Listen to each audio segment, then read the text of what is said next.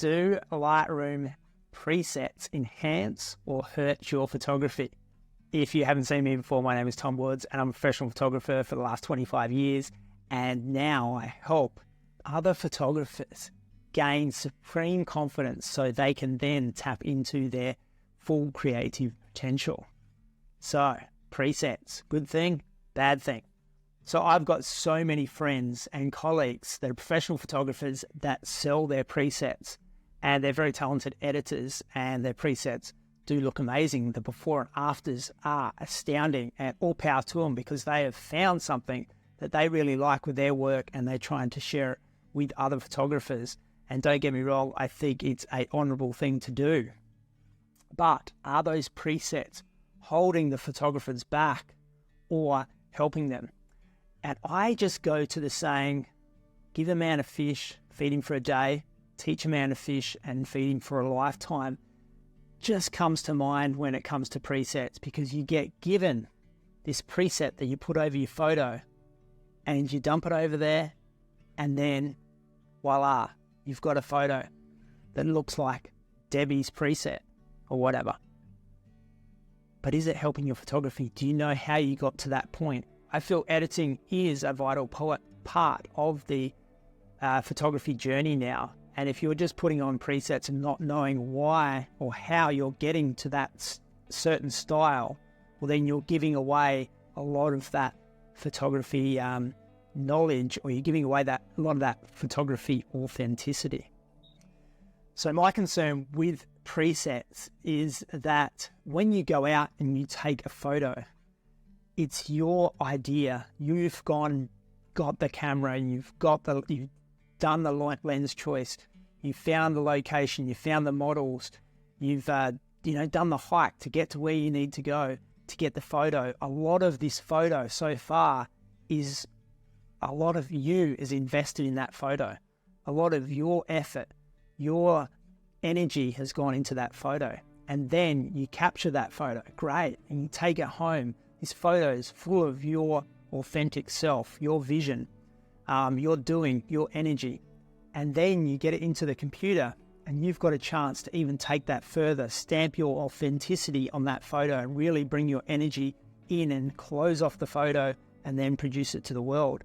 But then you go and dump someone else's preset on it. That preset comes from someone else's energy, someone else's creation, someone else's thought process.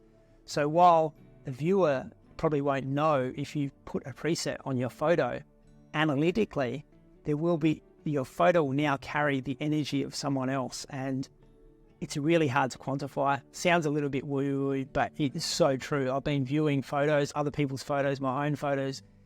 Photo has just been an everyday part of my life, and it's hard to quantify, but there's certain energies in photos, and what I've put it down to over many years of experience is that a photo is good.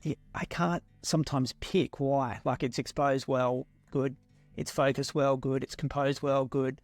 All those things add up to a good photo. But then there's a reason why just one photo just has a lot more meaning or a lot more intrigue or a lot more engagement than another photo. And it's because of the energy that the photographer has put into that. So they could have been conversing with the subject, really immersing in the environment, being in the moment when they took the photo, but also the way they edited it. But if the photo is truly authentic, nothing's given away, well, then that photo will stand head and shoulders above one that has sort of been affected from another area. So if you've just bought some dude's overseas preset, or even if it's someone that you know, it's their energy that's finished off the photo, and you don't even know why that photo might have worked. Sometimes the editing part of it is only 10 to 15% of the way the photo is, and sometimes it's up to 40 or 50%, but there is a percentage that goes into it that is the editing. And if you're giving that away, if you're outsourcing that to someone else, well, then it's not truly authentic. Now, there's a guy on Instagram who has got a lot of great points. He's got over 2 million followers, so he's well liked, he's a great photographer, all that sort of thing. And in his posts and in his all these teachings, he's all going on about how he's encouraging photographers to be truly authentic with their photography, and how that is more important than anything, sometimes even more important than getting it technically right. And then he goes and sells them the presets, and it sort of baffles me a little bit, because as soon as he puts his preset on your photo, your authenticity has dropped by a certain percentage. And sometimes that's more, sometimes that's less. But it definitely has. So while presets have got their place, and if you're using presets now, that's fine. What you can do is reverse engineer them. So put the preset on it, and then go to the right-hand column where the preset changes all the sliders, and see how they arrived at that point.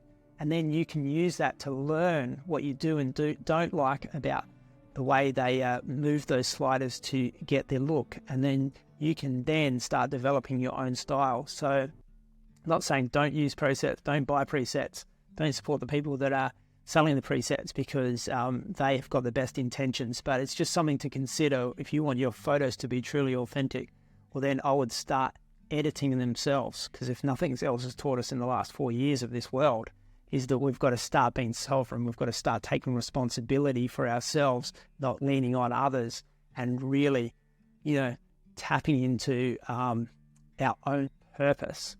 So just my little 2 cents on presets. Why I don't make them, because I don't want to crush someone's creativity or take away someone's full authenticity over a photo. I would rather teach you how to edit and then come up with your own style than sort of force a style on you. And I get it, there's some really cool editing processes, and the before and afters look really good. But that's the other thing with presets, and you probably found out this if you've ever bought one, is that the before and afters that you see on the landing page, on the sales page, never really work for your photo. And that's because that preset is made for that exact photo, and the chances of you getting that sort of light with the same sort of exposure and everything alike is pretty much 0% chance.